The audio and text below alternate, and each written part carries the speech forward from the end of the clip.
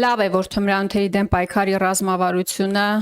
մի քանի տարվա մշակումներից հետո ի վերջո պատրաստ է։ Իհարկե վատ է, որ Պաշտպանության հանձնաժողովի նախագահ Անդրանիկ Քոչարյանը թույլ չտվեց Պաշտպանության նիստի ժամանակ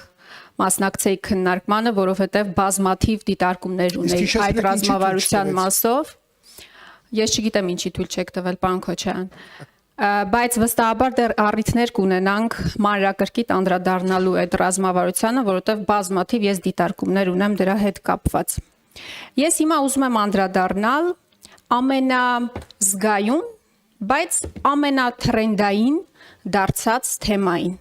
Դա անչափահասների կողմից, բարձր դասարանների աշակերտների կողմից թմրանյութեր օգտագործելու հանգամանքի, երբեմն այդ հանգամանքը ուռճացնելու կամ իրավիճակը ոչ այդքան ճիշտ ներկայացնելու մասին է խոսքը։ Եվ ինձ մոտ տպավորություն է, որ դուք եք ընկել այդ թրենդի մեջ եւ ուզում եք պայքար մղել մի երևույթի դեմ, որը գուցե այդքան մեծ չի, որքան որ օրինակ թմրանյութերի տարածվածությունը ուժային կառույցներում օրինակ կամ օրինակ ժամանցի վայրերում, որտեղ իրավապահ մարմինների մուտքը մի շատ հայտնի դեպքից հետո շատ կոնկրետ արգելվել է եւ ես գիտեմ, որ նույն ոստիկանության աշխատողները խուսափում են մտնել ժամանցի վայրեր, որտեղ հիմնականում իրացվում են թմրանյութերը։ Չեմ հիշում, ԿՊԱ-կան պատգամավորներից մեկն էլ ասել էր, որ մի հարսանիքի տեղ գնաք, այնտեղ նարկոտիկներ կան։ Հիմա բոլորը պայքարում են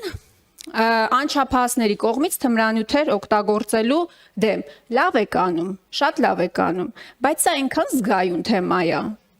զգայուն թեմա է, որ սխալ մոտեցումը շատ վատ հետևանքներ կարող է ունենալ։ Հիմա դուք ասում եք, որ ուզում եք կամ կամավորության սկզբունքով կամ պարտադիր թեստավորում իրականացնել։ Խոսքը թմրանյութերի սկրինինգ թեստերի մասին է, եթե ես ճիշտ եմ հասկացել։ Եկեք դիտարկենք երկու սցենարներն էլ։ Կամավորության սկզբունքով։ Եթե կամավորության սկզբունքով եք ցանկանում, որևէ ծնող չի պատրաստվում իր երեխային դնել այդ ճակերտավոր կամ ոչ ճակերտավոր զոհասեղանին, որովհետև եթե ինքը ցանկանա ստուգել, արդյոք իր երեխան օգտագործել է թմրանյութ թե չէ, ինքը ոչ պետության կարիք ունի, ոչ ձեր կարիք ունի, ոչ էլ որևէ այլ երրորդ անձի կարիք ունի։ Այսինքն ես ուզում եմ հասկանալ սրա տրամաբանությունը։ Երբ որ ես նախագիծ էի ներկայացրել, որ ուժային իրավապահ համակարգում ծառայողները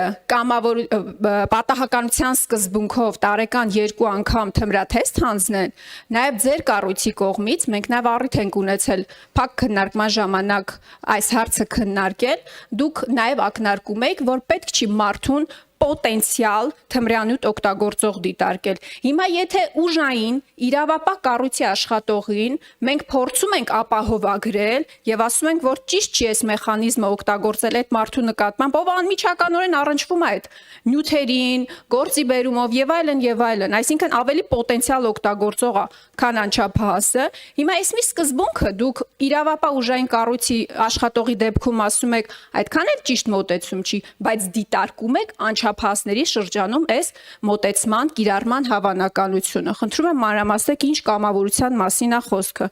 պարտադիրության մասին։ Դուք ունեք հաշվարկներ, թե մենք նախ ինձ հետաքրքիր է, թե որ դասարանների համար է նախատեսված, եթե կամավորության սկզբունքով է, քանի աշակերտ է, քանի այսինքն անչափահաս է, այդ պարտադիրությունը ոնց է իրացվելու, ոնց է պաշտպանվելու երեխայի անձնական տվյալները, ոնց է ինքը պաշտպանվելու հասարակությունից, հետագայում բուլինգին չենթարկվելու եւ այլն։ Այսինքն այնքան բազմաշերտ են այս հարցերը, որ մենք մի ամբողջ 3 օր կարող ենք այս ամեն ինչը քննարկել եւ միևնույն է չստանանք բոլոր հարցերի պատասխանները։ Ինչ է նշանակում նաեւ խնդրում եմ բացատրեք պարտադիրության սկզբունքով այդ թեստավորումը եւ ես կարծում եմ, որ պետքա ոչ թե պայքարել հետևանքի դեմ անչափահասների կողմից թմրանյութեր օգտագործելու դեպքում, իսկ այդ խնդիրը կա։ Ես չգիտեմ խնդրի չափսերը որքան են, բայց որ այդ խնդիրը կա, այո, այդ խնդիրը կա։ Ոչ թե պետքա պայքարել պատճառների դեմ, այլ պետքա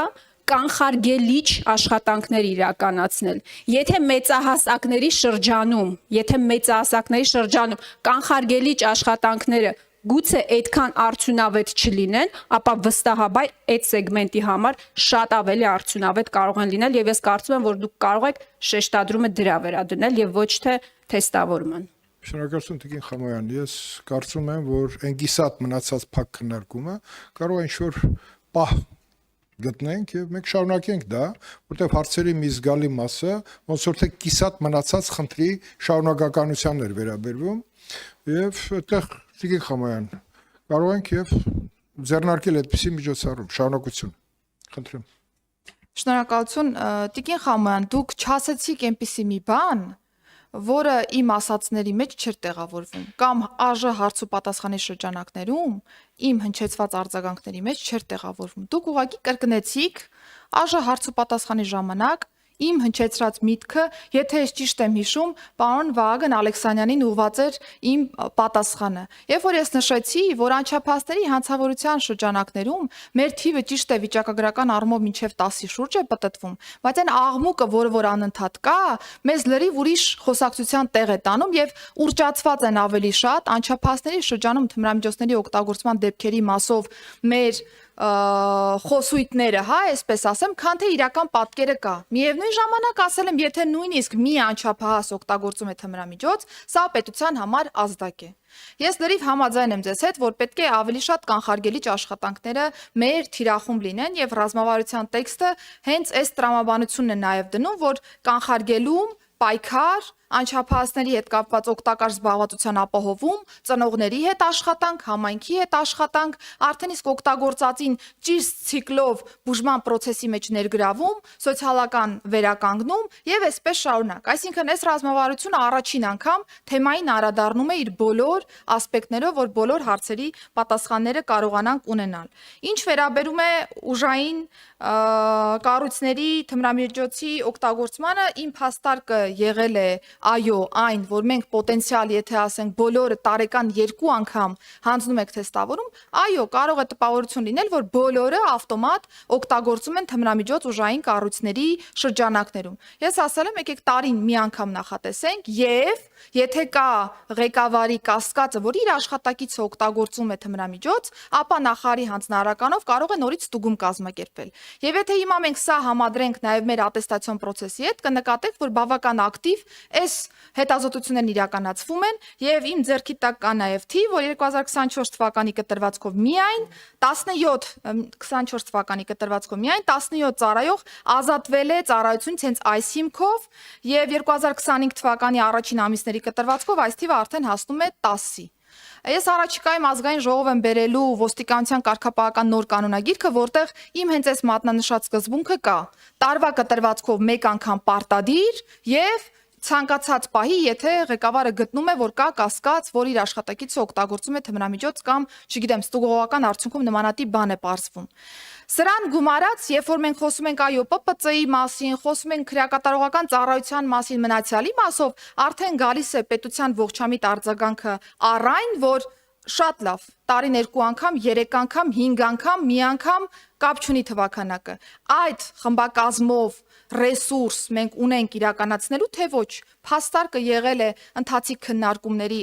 դա միայն եւ չգիտեմ հետո քննարկումները շարունակվել են թե ոչ, առնվազն ես հետագա քննարկումներին չեմ մասնակցել, բայց կարծում եմ պատեհ պահն է նաեւ շարունակելու այս քննարկումը, որովհետեւ ռազմավարությունը, որը վաղը կհաստատվի, բաց դաշտ է նախատեսում այս առումով եւ հստակ նախատեսում է, որ հատկապես հանրային ծառայության անցած անձինք պիտի որևէ խողովակով ստուգման ենթարկվեն։ Միասին կորոշենք, թե հաճախականությունը որպես այդպեսին որը կարող է լինել։ Միգուցե ուժային կառույցների դեպքում այլ լինի, սովորական այլ ծառայությունների դեպքում, հանրային ծառայությունների դեպքում այլ լինի եւ այսպես շարունակ։ Այսինքն չկա վերջնական ինչ-որ միտեղ ֆիքսված,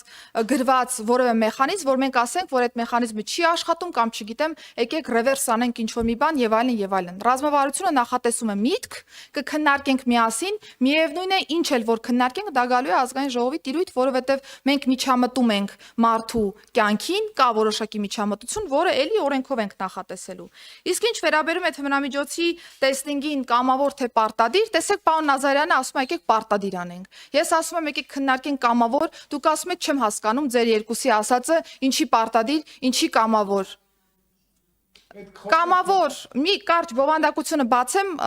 շատ չծավալվեմ, նա է նշանակում, որ մենք կարող ենք ունենալ դպրոցականների շրջանում աշակերտների լիստ եւ ծնողները կարող են կամավորության սկզբունքով հայտ ներկայացրել իրենց երեխայի